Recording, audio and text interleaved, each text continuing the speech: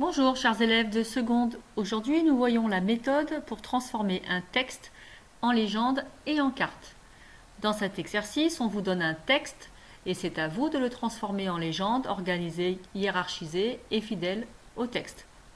Et c'est aussi à vous de transformer cette légende en croquis ou en carte, lisible et bien sûr fidèle à la légende et au texte. Vous avez 1 heure pour réaliser cet exercice. Le mieux est de prendre un exemple. Imaginez qu'on vous donne à traiter les mobilités touristiques internationales. Voilà à quoi pourrait ressembler le texte qu'on vous donne. Le titre vous donnera le titre de votre carte et le titre de votre légende. Le nombre de paragraphes du texte vous donnera le nombre de parties de légende. Si le texte a 3 paragraphes comme ici, cela veut dire que votre légende devra avoir 3 parties de légende, grand 1, grand 2, grand 3. Pour transformer un paragraphe en partie de légende, il faut relever les informations du texte et les hiérarchiser. Pour cela, cherchez les idées principales. Elles donneront les titres et sous-titres de la légende. Cherchez les connecteurs logiques. Ils indiquent un changement d'idée. Cherchez des exemples de localisation géographique. Ils seront à cartographier sur la carte. Enfin, pour plus de méthodes, surlignez les informations du texte avec un système de couleurs. Par exemple, en rouge, l'idée principale du paragraphe. En bleu, les idées secondaires. En noir, les connecteurs logiques. En vert, les exemples à localiser sur la carte. Lisons ensemble le premier paragraphe et voyons comment le transformer en partie de légende. Les 1,5 milliard de touristes qui ont voyagé en 2019 dans le monde se sont concentrés dans des foyers de réception.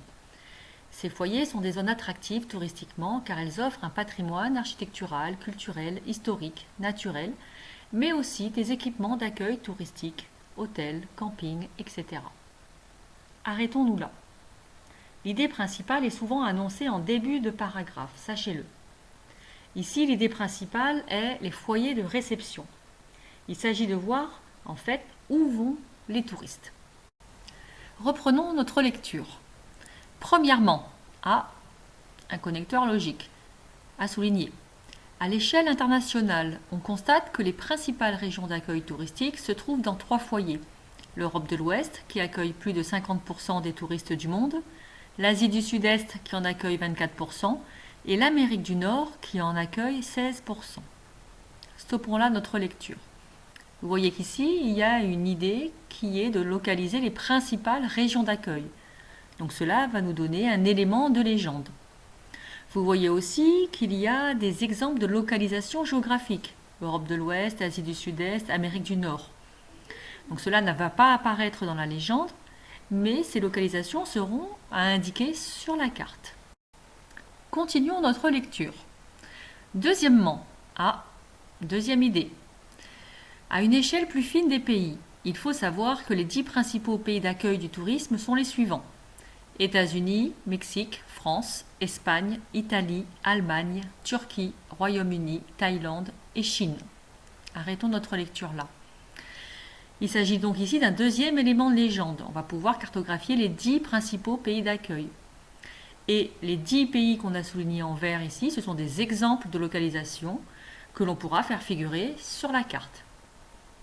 Reprenons notre lecture. Puis, connecteur logique, encore une nouvelle idée. On peut aussi citer les villes les plus visitées du monde. Parmi elles, on trouve beaucoup de villes asiatiques.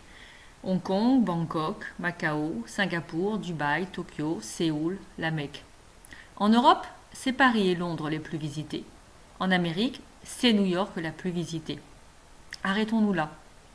Vous voyez qu'il y a un troisième élément de légende qu'on peut faire figurer dans la légende, les villes les plus visitées.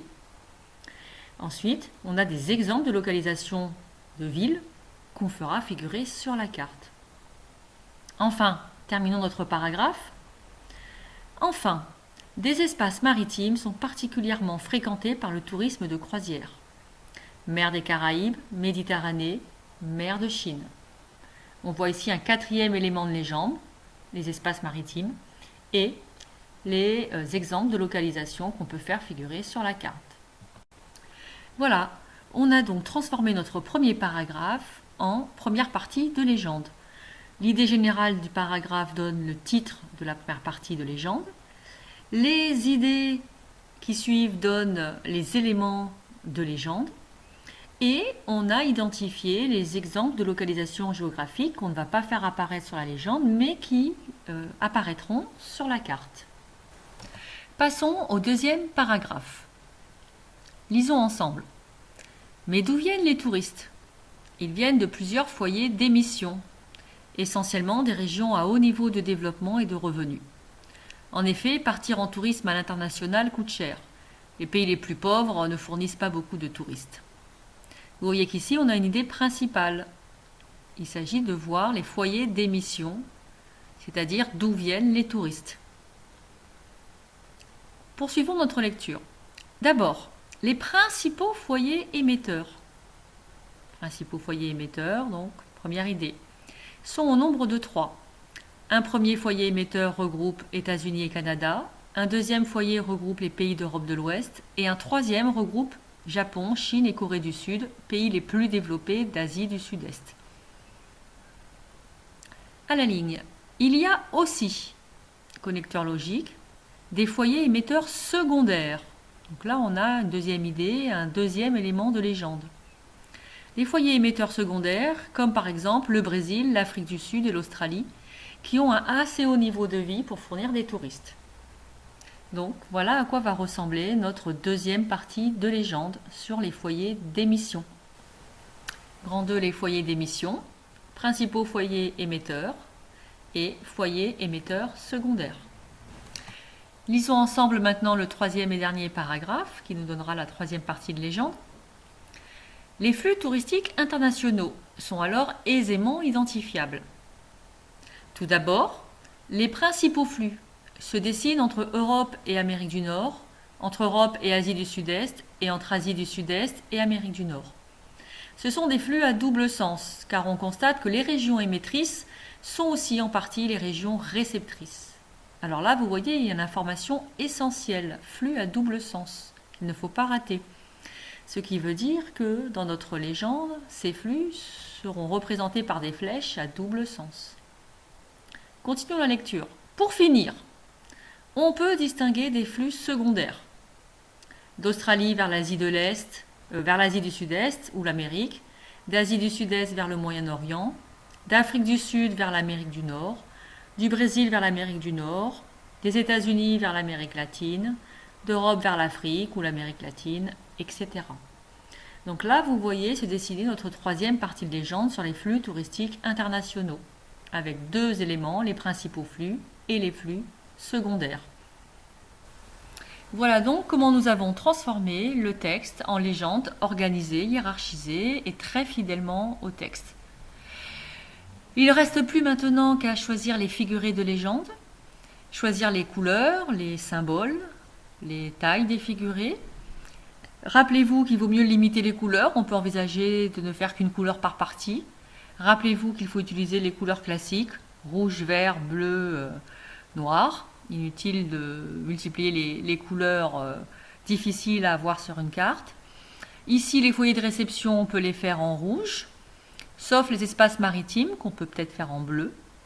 Les foyers d'émission, pourquoi pas en vert. Les principaux foyers, évidemment, d'émission en vert épais, très visibles. Les foyers émetteurs secondaires de façon plus discrète, avec un trait plus fin. Et pour les flux touristiques internationaux, la partie 3, on peut aussi imaginer donc des doubles flèches très épaisses pour les principaux flux, et puis des flèches plus fines pour les flux touristiques secondaires. Et voilà, il n'y a plus qu'à réaliser maintenant la carte en se fiant donc à la légende qu'on a construite et évidemment aux exemples de localisation géographique indiqués dans le texte.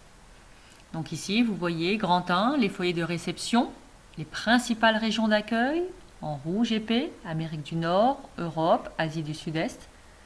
Les 10 principaux pays d'accueil, on pourrait imaginer les Hachurés par exemple, avec une légende différente. Ici, je me suis contentée de mettre leur nom. Les villes les plus visitées du monde, Il faudrait peut-être rajouter leur nom. Ici, je me suis contentée de mettre leur localisation par un point rouge. Les 3 espaces maritimes de croisière, la mer des Caraïbes, la Méditerranée, la mer de Chine, qu'on a mis en bleu. Pour la partie grand 2, les foyers d'émission, les principaux foyers émetteurs, vous voyez, sont quasiment les mêmes que les principales régions d'accueil. Amérique du Nord, Europe, Asie du Sud-Est. Les foyers émetteurs secondaires, Australie, Afrique du Sud, Brésil, vous voyez, apparaissent de façon plus discrète. Et pour la partie 3, sur les flux touristiques internationaux, vous voyez que les principaux flux touristiques sont mis avec des flèches très épaisses, plus foncées, et ce sont bien des flèches à double sens, tandis que les flux touristiques secondaires, vous voyez, apparaissent de façon plus discrète.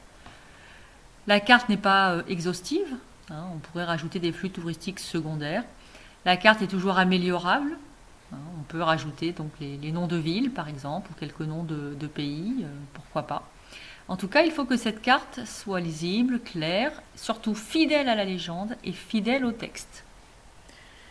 Voilà, nous avons fini ce point de méthode. J'espère qu'il vous aidera pour vos prochains exercices.